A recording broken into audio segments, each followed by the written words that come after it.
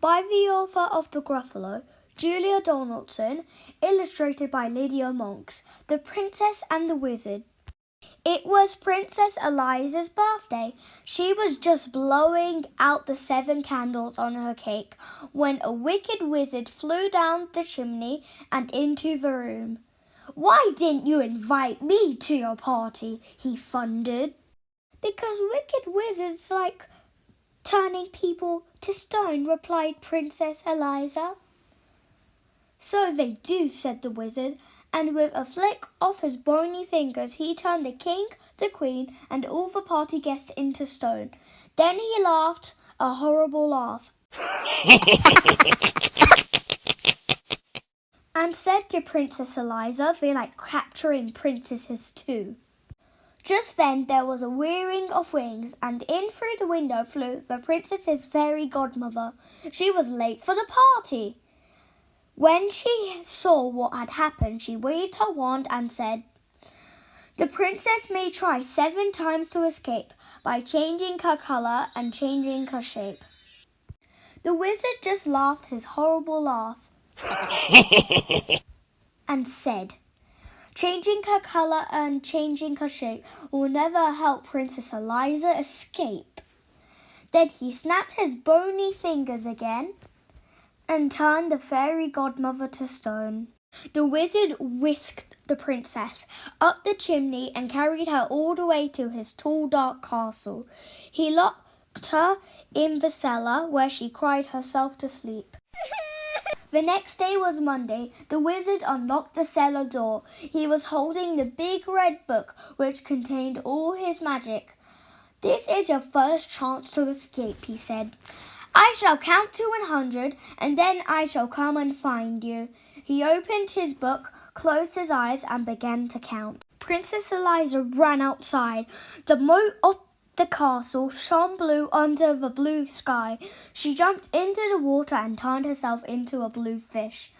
98, 99, 100. The wizard opened his eyes, looked in his magic book, and read, "To find where Eliza is hiding from you, look in the moat for the fish that is blue." He fished Eliza out of the moat and took her to his kitchen, which was full of blue plates and pots and pans. They were all covered in dried up food. "So you like blue, do you?" he said. "Then set to work and wash." He locked her in.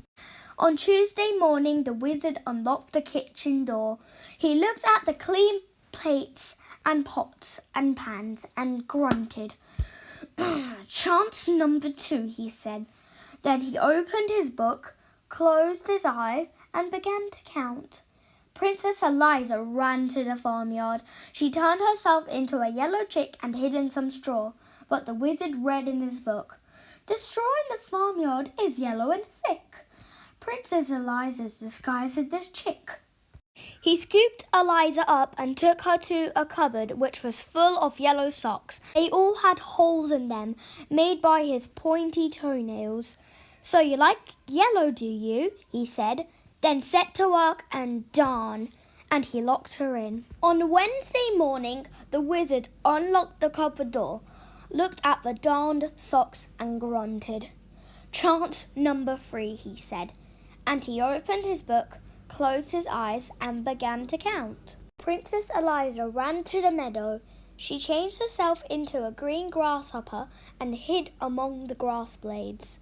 But the wizard read in his book, "The grasshopper princess is easily seen chirping away in the meadow so green."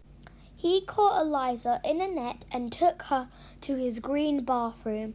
The bath, basin, walls, and floor were covered in the wizard's slimy toothpaste. "So you like green, do you?" he said. "Then set to work and wipe." And he locked her in. 3 more days went by. Each day the princess tried to escape. On Thursday she turned herself into an orange fox and hid in a pile of orange leaves. On Friday she turned herself into a purple butterfly and fluttered among some purple flowers. On Saturday she turned herself into a black cat and lurked in a black tunnel. But each time the wizard found her and gave her yet more work to do. On Sunday morning, the wizard came onto the roof where Eliza had been scrubbing the sooty chimney pots. Instead of grunting, he laughed his horrible laugh. "This is your last chance," he said. "If I catch you this time, you must stay and work for me the rest of your life."